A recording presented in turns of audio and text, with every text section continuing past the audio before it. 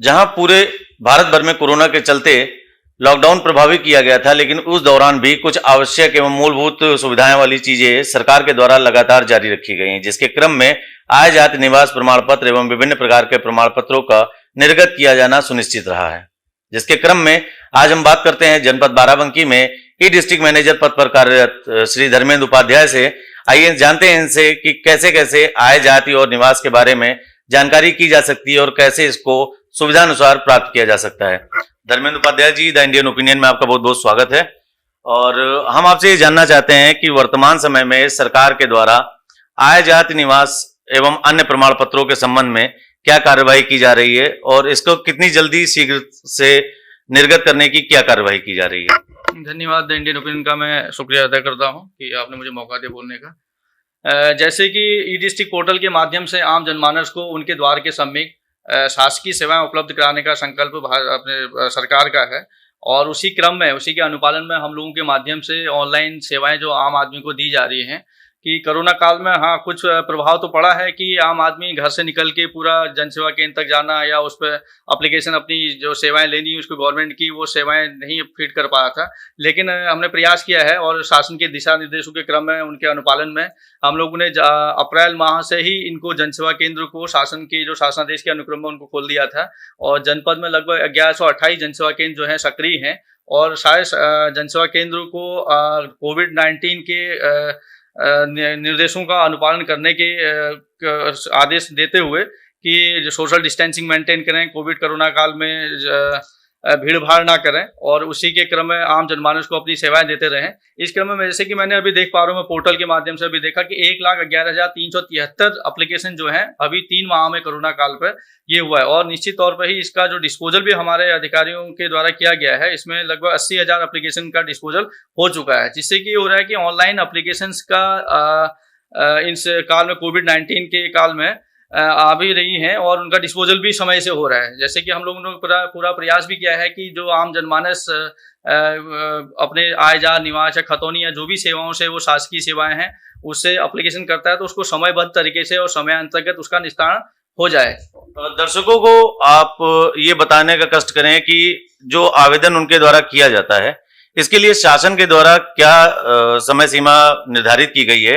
और कितने समय सीमा में उनको ये प्राप्त हो जाता है। यदि उनको समय सीमा से ये प्राप्त नहीं होता है तो वो इसके लिए शिकायत कहाँ कर सकते हैं।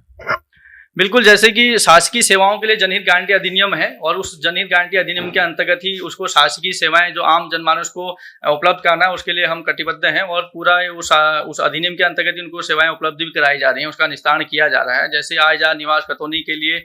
20 दिन है और हैसियत या अन्य प्रमाण पत्रों के लिए 30 दिन, खतौनी के लिए 3 दिन का समय है कि वो पोर्टल के माध्यम से ही उसको मिल जाए। और हम लोग कोशिश करते हैं कि ई डिस्ट्रिक्ट पोर्टल के माध्यम से जो उसमें 7 दिन के अंतर्गत उसको उसका प्रमाण पत्र बन के चला जाए या जो भी उसका निस्तारण होना है उसका त्वरित निस्तारण किया जाता है और ऐसे ही निस्तारण किया भी जा रहा है। जैसे मैं आपको बता दूं कि ई डिस्ट्रिक्ट पोर्टल के माध्यम से आम जनमानस को अभी जो सेवाएं दी जा रही हैं वो टोटल 255 सेवाएं हैं, जिसमें 8 विभागों की 22 सेवाएं और बाकी 233 जो सेवाएं हैं वो इंटीग्रेटेड सर्विसेज जो उनके पोर्टल के जो इस ई डिस्ट्रिक्ट पोर्टल के माध्यम से इंटीग्रेटेड हो गए उनके अपने विभागीय पोर्टल के माध्यम से उनको मिल रहा है। कोशिश ये की जाती है कि सभी आम जनमानस को वो सेवाएं जिसके लिए उन्होंने ऑनलाइन आवेदन किया है और वो चाहे तो सिटीजन सेंट्रिक पोर्टल है उसके माध्यम से भी घर बैठे अपने लैपटॉप या मोबाइल के माध्यम से भी एप्लीकेशन दे सकते हैं और जिसका निस्तारण उस पोर्टल के माध्यम से ई डिस्ट्रिक्ट पोर्टल के माध्यम से और संबंधित विभागीय पोर्टल के माध्यम से समयांतर्गत उसको कर दिया जा रहा है। और दूसरा, आम नागरिकों से मेरी ये भी अपील है कि वो कृपया जो भी अगर वो अपने सिटीजन पोर्टल के माध्यम से उनसे कोई तकनीकी समस्या आ रही है, कोई उनसे रिलेटेड एप्लीकेशन वो आप लोग पोर्टल पे फीड नहीं करा पा रहे हैं तो अपने नजदीकी घर के समीप, उसके द्वार के समीप जो जनसेवा केंद्र खोले गए हैं शासन की मंशा अनुरूप उस केंद्र पर जाएं और अपना आवेदन निर्धारित शुल्क जो शासन ने रखा है उस निर्धारित शुल्क दे करके फीड करवा लें। और उसके जैसे ही वो फीड कराते एक व्यवस्था और भी दी गई डिस्ट्रिक्ट पोर्टल पर कि जैसे ही कोई आवेदक अपना एप्लीकेशन पंजीकृत करवाता है तो पंजीकरण की रिपोर्ट उसका फीड होने की और उसकी एप्लीकेशन बनने की जो सूचना है उसके मोबाइल पर जो रजिस्टर्ड नंबर है, जो उल्लेखित आवेदन में उनका मोबाइल नंबर है, उस पर भी वो सूचना जाती है। इसलिए कि आवेदक को ये पता चल जाएगा कि उसका एप्लीकेशन नंबर जो है उस पर क्या कार्रवाई की गई है, वो घर बैठे देख सकता है अपने मोबाइल से। अगर कार्रवाई हो जाती तो वो भी सूचना उसको मिल जाती कि उसका निस्तारण हो गया, तो संबंधित जनसेवा लोकवाणी केंद्र पर जाकर के उसका प्रिंट आउट लेकर के रख सकता है। आवेदक को कहीं भी विभागीय सरकारी ऑफिसों में, कार्यालय में जाने की आवश्यकता नहीं है। और जो शासन की मंशा थी कि हर आदमी, हर आम जनमानस को शासकीय सेवाएं उसके द्वार के सम्मुख मिल जाए, तो वो ऐसा प्रतीत होता है कि वो उनको मिल जा रही है। और ऐसा कोई असंतुष्टि मुझे नहीं दिखती अगर किसी भी नागरिक को किसी जनसेवा केंद्र संचालक से या किसी सेवा से उसको अगर ऐसी प्रॉब्लम है, कोई समस्याएं आ भी रही हैं, तो मेरे कार्यालय में प्रतिदिन 10 से 5 के बीच में आकर के कभी वो अपनी समस्याएं मुझे बता सकते हैं। कोरोना के समय से अभी तक जितने आय जाति और विभिन्न प्रकार के प्रमाण पत्र निर्गत किए गए हैं, तो इस दौरान बहुत अधिक संख्या में आपके पास प्रमाण पत्र आए हुए हैं। क्या अभी तक कोई ऐसी शिकायत आपको मिली जिसमें किसी भी प्रकार का विलंब या जो शुल्क है उसमें बढ़ोतरी के संबंध में कोई शिकायत आपको किसी जनसेवा केंद्र के विरुद्ध प्राप्त हुई है?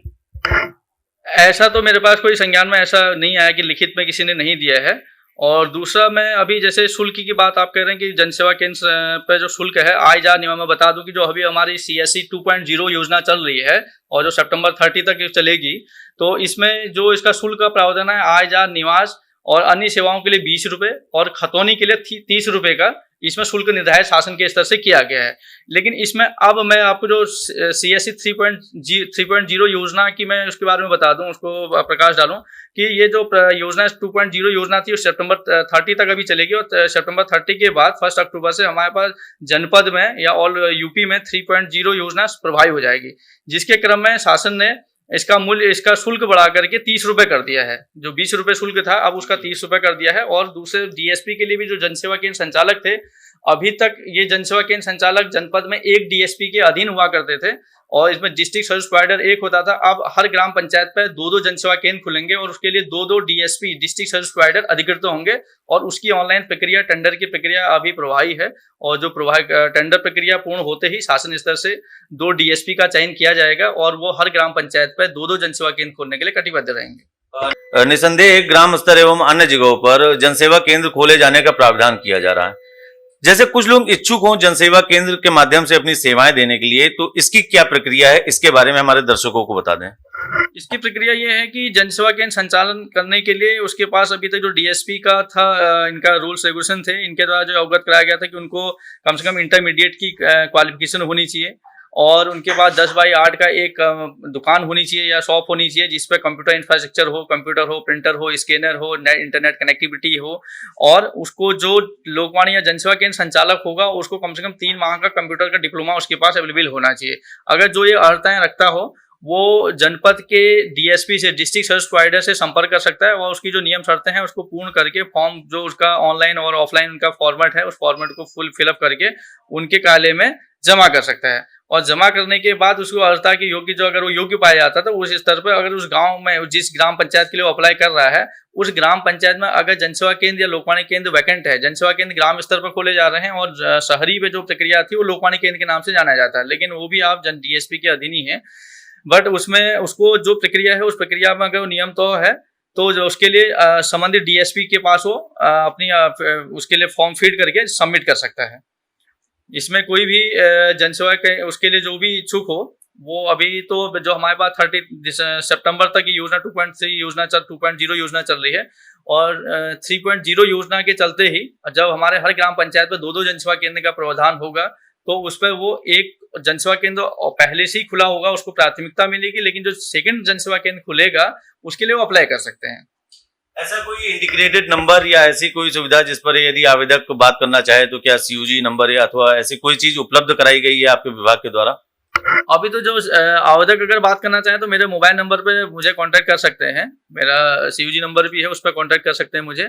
लेकिन जो जनसेवा केंद्र संचालन के लिए है, जो DSP संचालन के लिए है, DSP अभी मैंने जैसे कि बताया आपको 3.0 योजना जो है वो चल रही है, वो प्रभावी होने वाली है क्योंकि टेंडर प्रक्रिया अभी प्रभावी है। तो उसके ई टेंडर प्रक्रिया के पूर्ण हो जाने के बाद जो भी चयनित होकर जो डीएसपी आएंगे वो जनपद में आएंगे और उनका जो भी टोल फ्री नंबर या जो नंबर कॉन्टैक्ट नंबर होगा उससे आम जनमानस को या आम जो उसके एजेंसियों के संचालक हैं या जो उसके इच्छुक हैं उसको आम जनमानस के लिए टोल फ्री नंबर पब्लिश कर दिया जाएगा। तो देखा आपने जैसा कि राज्य सरकार की मंशा है कि उत्तर प्रदेश की जनता को आय जाति एवं विभिन्न प्रकार के प्रमाण पत्रों को समयांतर्गत उनको दे दिया जाए, जिसके क्रम में जनपद बाराबंकी में एक अच्छी पहल करते हुए यहाँ के अधिकारियों एवं कर्मचारियों के द्वारा एक बढ़िया प्रयास किया जा रहा है। जनपद बाराबंकी से प्रदीप पांडे के साथ नितेश मिश्रा की रिपोर्ट। अगर आप यह वीडियो फेसबुक पर देख रहे हैं तो हमें लाइक और फॉलो करें। अगर यूट्यूब पर देख रहे हैं तो सब्सक्राइब करें और बेल आइकन प्रेस करें।